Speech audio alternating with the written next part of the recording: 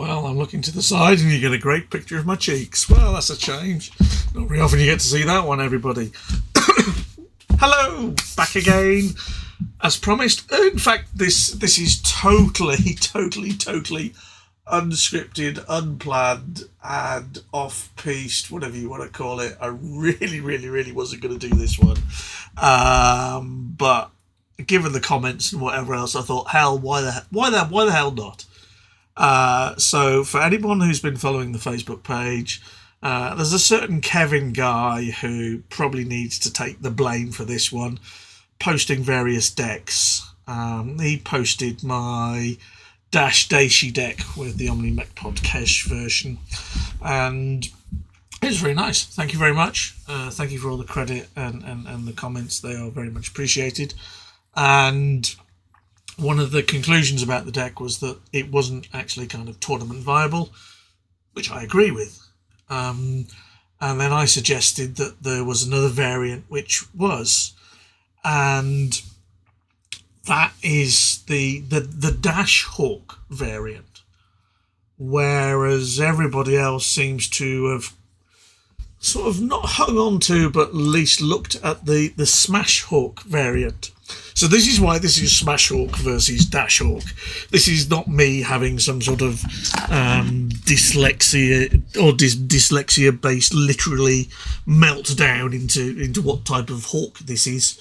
So for reference, I number all my YouTubes, and if you want to go back to number 23, in number 23 I reviewed or I called it Outlaws SmashHawk deck. That was Doug Harvilliers' SmashHawk deck, and here is the wonderful deck. Let's just, if I can view it tiled, as we can see, here we go.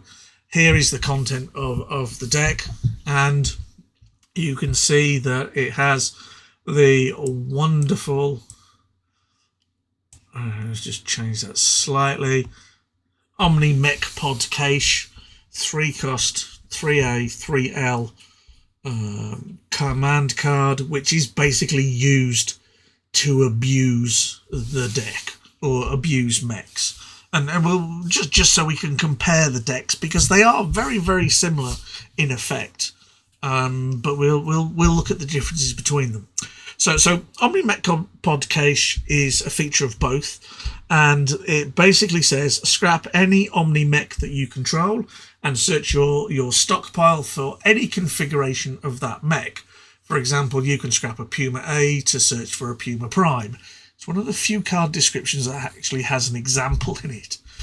For each point by which the base construction cost of the new mech exceeds the old, pay a resource or scrap one card from your stockpile. Okay, so that could be quite effective if you can pay all your resources, or quite costly if you're going for something really huge that has quite a difference. You obviously lose that from your stockpile. And then you put the new mech into your patrol region activated, and shuffle your stockpile and whatever else. And this was used and abused by yours truly to dash a Dashi, because you can build a Dashi B by turn 3, and then you hit this, and although the Dashi B has just been built, you can use this to manipulate it, and it specifically says put it into your patrol region. There you go. Pop Widowmaker out, and effectively it dashes, and that's why the deck was called Dashi. Okay, so Dashi is not particularly popular, harder to build, big combo with construction counters, mainly from Field Construction Site, and a couple of other bits and bobs, including war funds, and then a double overtime to boost that. Okay, this version is a lot more reliable, because it, instead of transmuting, for want of a better word, I know I'm sounding like a magic player now, transmuting a Dashi B 12 cost into a Widowmaker, this version transforms a pitiful mech, a Black Hawk D, and I'll explain why it's pitiful in a minute, into its bigger brother, the Black Hawk S. Okay.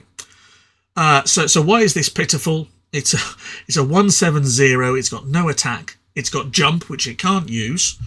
Doesn't matter how many times you try to fix the mech, it's still an abortion. Just leave it, okay? This is about the only time you'll ever see it or use it, okay? And it has missile 2. It has a 2 cost 3A buyout. So this is a nice cheap mech. Comes out on 2 resources if you've got assembly in there. And when you look at it, 1.7, medium, okay? Medium, moderate, not great, but decent. But 1.7 is actually really durable. Okay, if you look at all the 2-cost inner sphere mechs, they're all 1.6s, which is why the Magic 7, the Rules of 7 that I wrote all those years ago works. This breaks that because it takes 8 to kill it. So it's durable. It'll hang around. Okay, and that's actually another reason for OmniMech Pod cache, an abuse of that, which we'll look at in a second. Okay, so you can turn that into this 9-cost 178 Black Hawk S, which has jump, great because it can use it. It has anti-missile, all right, just to piss its big brother, the small brother, the D off. And it also has anti-personnel. It does 1 extra damage to any target other than a mech. Okay, so this could deal 9 to your stockpile. You can jump it and lose 1 attack and then play a mission, which is quite nice. And away you go. So the idea is you put this out on turn 2, you put out your OmniMech Pod cache on turn 3, you do whatever else you want to do that turn, and then you transmute this from its 2-cost doing bugger all 2 scary missiles into a Black Hawk S, which attacks for a grand 8. 9 possibly, well, 8 plus AP, 9. If you jump it, that'll drop, but you might play a mission. We'll look at those in a moment. Okay, so those are 6 of each of those, and then the other variation on this theme is to use the lower cost Fenris C, the 161 Missile 1. All the missile mechs seem to be used as lower cost here, and transmute that from a 2-cost into a 5-cost 164 Fenris B, which is a lot more reliable, etc, etc. Okay, so that's why there are 6 of each of those units in the deck there, form the 24 units. You have 6 OmniMech Pod caches to basically give you the reliability, although probably once you've got 1 on the table, that's about it. And then because you need assembly and logistics for OmniMech Pod cache, you run assembly and logistics. There are munitions on the Black Hawk D, missiles on the Black Hawk D and the Fenris C, so you run munitions so that those missiles actually might do a bit of damage that might scare somebody, and then you run a couple of missions to make your opponent think. So you run forge mission orders and you run unopposed. There's no tactics in this deck. You are purely reliant on this Black Hawk S jumping. And if you know what the deck is, then you know that is the option, because you know this one can't jump and the Fenrises don't have it. And that's it. Effectively, it's a one-trick pony. Zap this into that. Okay? But having said it's a one-trick pony, it's not a one-trick pony, because there is another trick up its sleeve. And the trick is in OmniMech Pod cache. Okay? And if you remember, I was saying about the Black Hawk D being pretty reliable. So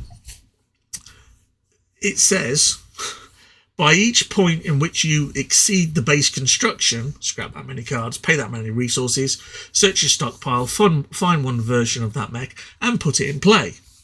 So if this nice durable mech is durable, gets damaged, oh, heaven forbid, it's now a 170 with 6 damage counters on it. I tap my OmniMech Pod cache, I scrap my 170 with 6 damage counters on it, and I go and find from my stockpile another one and put that in place. The difference in cost is nothing. I put the undamaged version out, the other one goes into my scrap heap.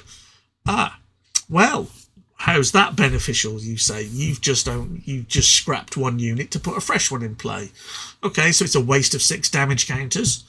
That's potentially more than 6 damage counters, because obviously there's armor, and that may have occurred over a couple of turns. So you've nullified 2 or 3 units attacks damage. But secondly, you can also bring that back with black market connections, sacrificing a couple of your resources, and you have logistics, which means you can restock it. So literally, and it's a bit expensive, but you can take that card, heal it up effectively, scrap black market, use black market to scrap something you're not using to bring them back, and then restock it so you can pull it out again. It's quite a nice little trick, not used very often, probably maybe once a game maximum, but usable. So this is Doug Harvilliers. Let me get rid of that. It's just OBS. SmashHawk. The idea is to smash your opponent by getting a Black Hawk S out and then attacking when unopposed and forge mission orders. This can jump, so if there's one blocker you forge it, if there's no blockers you unoppose it, and literally you smack them up pretty quick. And it can be quite effective. Gets off pretty well with the reliability of a 2-cost Fenris and a 2-cost Black Hawk. And you only need the Omni-Mech Podcash. You don't need the Black Hawk S in your hand. In fact, you may even start restocking those early on in the game. You might decide to do that. Heaven forbid, the other option is that you actually build one. Okay, so SmashHawk, as done in video YouTube 23 Outlaw SmashHawk. Now there is a variation of this, which I have suggested is a lot more tournament viable and arguably even quicker. And this is my friend João Garcia from Portugal, and I probably butchered his name again. Very well known for playing kind of big mech decks on the grand scheme of Battletech. When you go from your Stinger to your Daishi, I wouldn't necessarily say that Black Hawks are big mechs, but on the Garand cost curve of 0 to 20 at Widowmaker, paying 9 cost units is somewhere in the middle. So we'll just find the SmashHawk one, the DashHawk one, sorry. Okay, and this one is quite different, and this is his listing, and I might tweak it a little. We'll sillify it, silly whiz it, whatever. So let's just have a look at it tiled. Now, the first thing you notice is, why is it called DashHawk? Okay, yes, it could be because you dash the mech using Omni-Mech Podcast, but it could also be because you've got our wonderful ubiquitous Dasher Prime in there. And what else have we got to go with it? We have an elemental point to go with it as well. Is this the revised cost one, or were they always 2? I can't remember. I thought they were 1. So maybe somebody's been playing around with this and using the wrong art, but I'm not sure. Hold on a minute. What does it say? What does it say if I untile it? Blitzkrieg EP. It should be 1 plus 3C. So this image is wrong. Sorry, lucky users. I know there is an errated version. We'll get. So here's the unofficial errated, which takes it to 2-3L. And you can see it says balance for tournament play. And then here's the version where it's actually 2 cost, and it shouldn't be. Somebody's edited that, and that needs to go back to 1 cost. As it says, you can see that here in the cost on the card, etc. So this is a 1 cost, not 2. So you go L and a Blitzkrieg, A and a Dasher Prime, and then you hit the other guy. Now, the big advantage, I'm going back to the tiled view, is obviously we're doing 3, and then our Blitzkrieg does another 3, but it has AP as well, and this one has jump too. Okay, so, and it deals 1 damage to actually everything getting in the way, which is quite a nasty little bugger for 1 cost. I can see why a lot of people want to raise it to 2, even though it is officially 1. So the great thing with this is that's the Magic 7. That is a turn 2 resource kill if your opponent doesn't have a unit on the table. That is arguably 1 resource if they go first, 2 if they go second, CUC, 2 counters on the CUC. That's a CUC killer as well. So whatever their card into construction, for those of you not considered with CUC, it's got 2 counters on it. You need 4 damage, 2 per counter to remove it, and 1 additional damage, 5 damage kills it. So you could go kill the CUC, you could go kill a resource, you could just say, do you know what, I'm going to spank the stockpile for 7 on the first first attack. Great. Okay. And then to support this, he runs 3 Forge Mission Orders, 3 Overruns. Okay, and you'll note that the deck is Assembly and Logistics. We have Omni-Mech Podcation there, and we have Hidden Reserves to draw various cards. There's the modified version of War Funds, which I didn't think I'd put in. 2 Black Market and 2 Arrow 4s. Let me retype. Why is that doing that? That shouldn't be that version of War Funds. This looks like a... Oh, am I actually running the right version of what's it? Is this a Travis abortion version where there are things changed here, there and everywhere? Okay. All right, I will just leave that. I'll just run War Funds, not the modified version, and then with the horrible white border. No, okay. So, the thing with this is, unlike the SmashHawk version, which is a wolf deck because it's got Fenrises in it left, right, and centre, this hasn't got any affiliations. Everything here is generic. And my first thought with that is that, well, if everything's generic, that means we can do stuff with it, because we can clanify this. So you could decide that you want to stick Paul Moon in there. Battle armor, every other battle armor with Paul Moon gets +1. Nice. Just means you've got to go Smoke Jack. Okay. You could go Steel Viper and go with Viper's Maw. And or to support it, and I do like this one, Coup de Grace. Okay.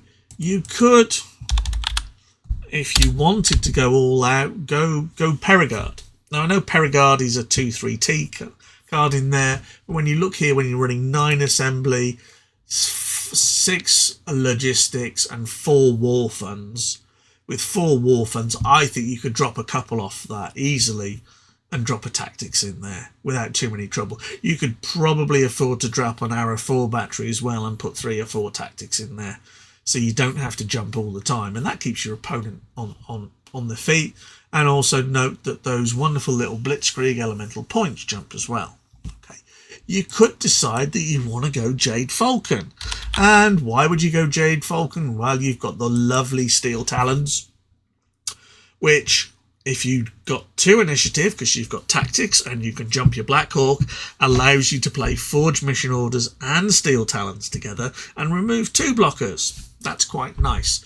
But the other thing that you might decide is you might decide that you want to run the High Command, which 2/2L, tap for 2 resources, it's quite nice. Not essential, but if you're going to go for a bit of theme, you can go for a bit of theme with that. Okay, that works quite nicely. And when you go with Wolf, you've got Vlad, maybe, if you want to be able to do that, but most people are going to go purely damage. So I think on this version you can drop an Arrow 4 at least, maybe even sideboard that. I think you can drop a Forged, I think you can drop an Overrun, and might even drop 1 or 2 of each. In fact, what would I do here? Let me play with it. Let's drop a couple of Overruns. Let's drop a Forged. Let's drop an Assembly and a Logistics, and let's put a support Tactics in there. Let's just put, I don't know, let's just go 1, 2, 3 of those. I've still got 4 cards. I think one of the great things here you can add, I think 1 unopposed is worth it. Maybe 2. I think you can go Steel Talons. 1, 2, and then you've got a mission setup that is going to absolutely screw your opponent's brain. Because if he blocks with something weenie, you unoppose it. If he doesn't, sorry, you overrun it.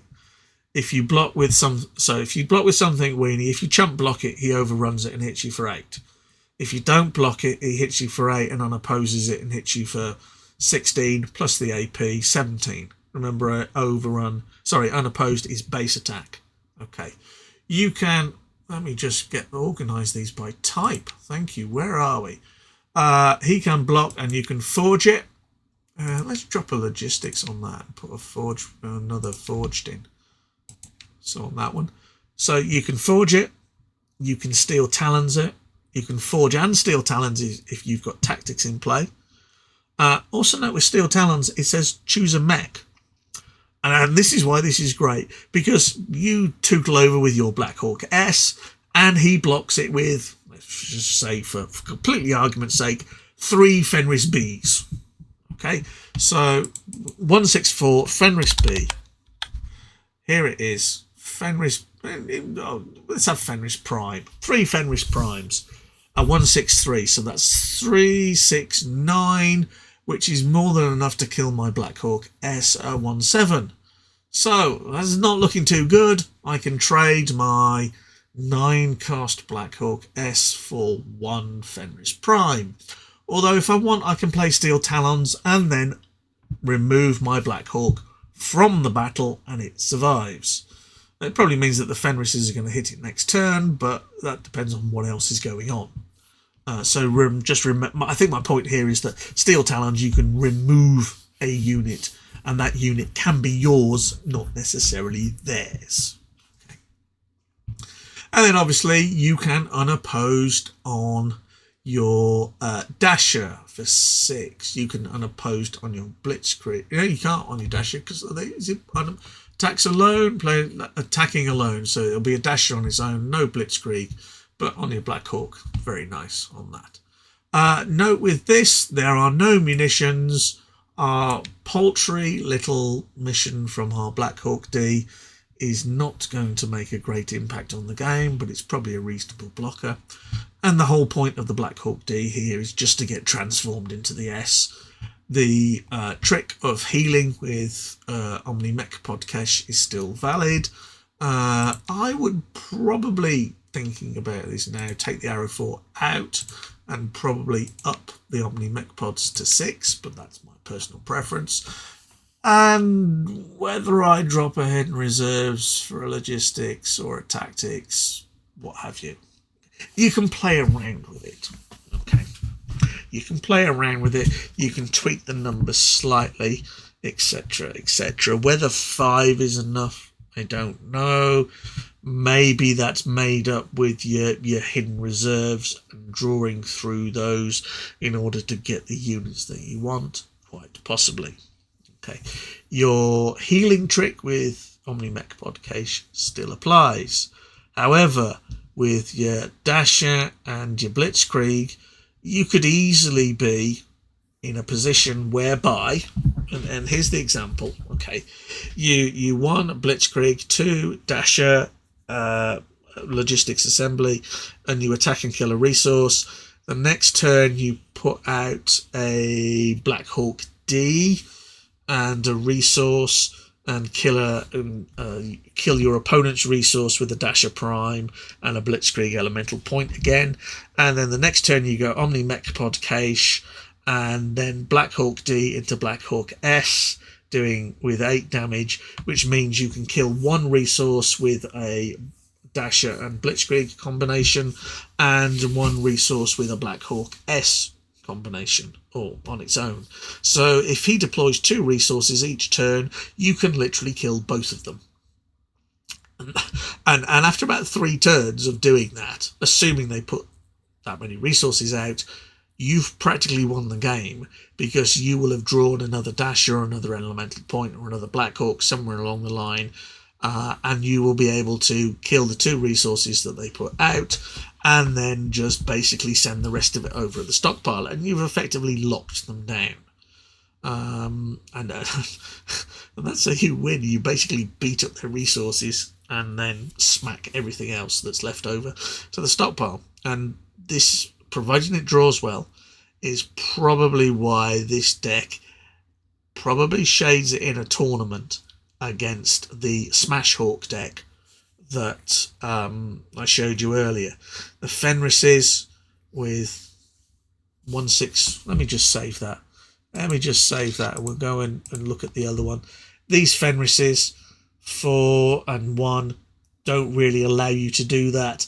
Only a D and S combination allow you to do that, and you need to pull it twice to get that on the table.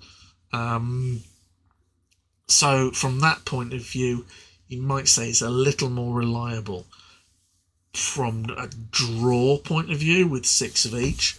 But when you get to this version, the Dash version, then you are able to compete at a level whereby you can deal with your opponent's resources and literally wipe them out, provided you get a decent draw. You might decide that you want to, you know what, just drop a mission or two somewhere along the line down here. You might decide that you want to go more for the perfect draw and go 6 of each of these and just play a couple of missions. You could even go missionless if you're that confident in it. The Arrow 4 is a great way to deal with black market, and you might decide to put that back in. It needs playing around with. It needs a bit of playing, and I think a few tweaks here and there are what you would expect in a tournament competitive environment. But this version, the DashHawk, is much better in that respect than the SmashHawk version. Okay, like anything else, if it gets a crap draw, it gets a crap draw, and it's probably going to fail. But if it gets a good draw, and you know the signs are right, the feeling is right, the idea in the deck is right, there are arguably enough cards in here, you might decide that actually, you know what, I want to tweak a few of those units. That's fine. Change the numbers slightly. It needs a test draw or two out to do it. But you know, that's the difference between them, and that's why I think this one, the DashHawk, is better. It doesn't quite look as reliable on paper, but I think it's a better deck for a competitive environment. It'll do one of two things very well. It will literally destroy your opponent's resources and then beat you up. Or if it doesn't like it's going to do that, it will just beat you up. And with that mission set up, you can keep your opponent guessing all day long. Yeah, simple as that. So, there you go, just for Kevin, the differences between DashHawk and SmashHawk. And why one is possibly better than others. I'm hoping that he's done the DashHawk version when he's done his massive deck calculator of what's good against whatever else. Kevin, if you haven't, my apologies. There are still loads and loads of decks out there, unlike the 75 that you've changed or tried or whatever else. And probably a few I haven't even mentioned yet. And we'll get round to doing one of these days. Promise, mate. Honest. This wasn't the deck I was going to do here. I was going to do a different one. I'll save that for another time. I think I'm probably going to do a bit of a review next. That might be later this week or into next week. We'll see. And then I'll probably do the deck after that and then look at something else. We'll see. But anyway, so that's DashHawk versus SmashHawk. How to play with your wonderful Black Hawks and have lots and lots of fun.